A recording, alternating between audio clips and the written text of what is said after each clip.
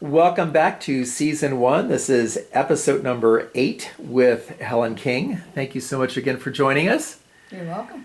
We've been talking about these 5 different areas of life, and we've covered 3 of them: spiritual connection and relationship, and last time was health. This time we're going to talk about prosperity, and we're going to entitle this episode, I Want to Be Rich. I am rich. Okay, take it away, because you're going to talk to us now about what it means to be rich. What is abundance? Abundance is having your needs met. And many different kinds of needs. It's having a fulfilling life, surrounded by people who love you, doing things that bring you joy. That's wealth. And I've said that I have few needs and less wants. And I've also said that I'm one of the wealthiest persons I know. I just don't happen to have a lot of money. But I have abundance. I do have a lot of money, really, when you get right down to it. Not a millionaire, but I have enough to know that for the rest of my life I'm taken care of. Because I have made investments, choices to see that I do, knowing that I'm the one that's in charge of my life and I'm not expecting anyone else to take care of me. And so I've learned to do many things for myself. I grew up in the Depression, and so things were not replaced. You took care of what you had because in your future, there was no way that you were going to be able to have another, so to speak. So that has served me well. And I learned to meet my needs. So cook and sew and clean and crafts and etc., taking care of personal needs, and being very frugal with the money I did have, making sure it talked, so to speak. So consequently, I've done a lot of things that for less money than many people do. So you have conserved. What would you say to the person who says the way you're conserving or being frugal, and this also applies to conservation, I guess, in the Absolutely. planet as well. But what would you say to somebody would say to you? Well, that sounds like you don't believe in abundance. It's your Oh, but it is hoarding abundance. Okay. See, most people in our society look at money and possessions as wealth, and it's not. I have traveled the world, and I have interacted with people who had nothing according to those standards, and yet were so spiritual and so happy and content and living the life that they wanted to live, and didn't think they were being denied anything. Many people. And when I traveled the world, I never saw anyone who had any more or any less of what really matters. And that I'm speaking of your soul. I have seen people's souls, and they're all alike. Bottom line, we're all alike. It's what you do with it and how you respond to what's happening in your life. I choose not to listen to people that are naysayers and people that think that the letters after your name and the amount in your bank account is very important. Somewhat, but not the defining factor for an individual.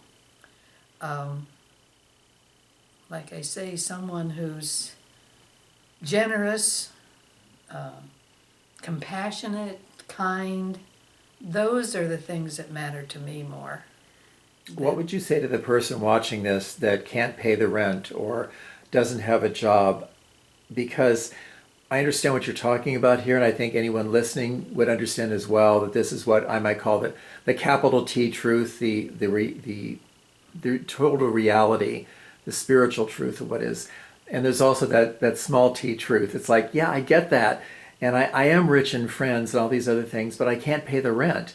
So where is my prosperity there? How can I generate that? Okay, maybe you need to look and have create an arrangement where you live with someone in a community housing of some kind, or maybe you can find someone who needs the skills you have that will provide housing, room and board for you. There are always ways. And we do have many community-based places where you can get help. But go to wherever you go for spiritual support and ask. Sometimes it's just a matter of asking. And I've chosen to do many things that I really didn't want to do, because I knew that by doing them, they were helping me to get where I wanted to go. And so I was looking at it as, this is what I need to do now, and then this is what I need to do now. And I wouldn't have traveled to 100 countries around the world if I hadn't been able to make things work for me. I did a lot of bartering, no money exchanged, but needs were, I have something to offer you, what do you have to offer me? And then we make agreements, and I've done it in many different countries in many different circumstances, and we all won. You mentioned something about asking at your spiritual home, wherever that might be. And I hadn't thought about this for years. I remember there was a time when I did not have money for rent.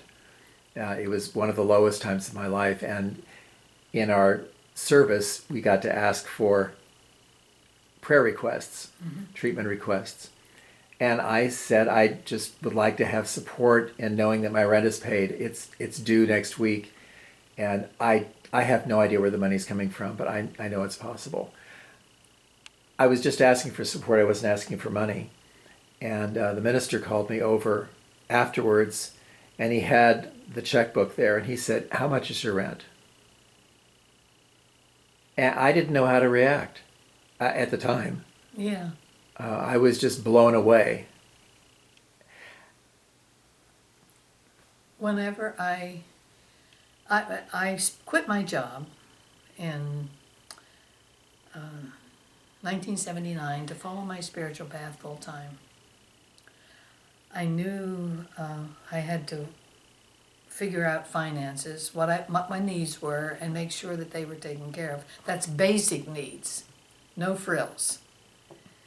And I know it was coming. I was at a spiritual conference in July, and I was working in the healing room, plus doing a seminar.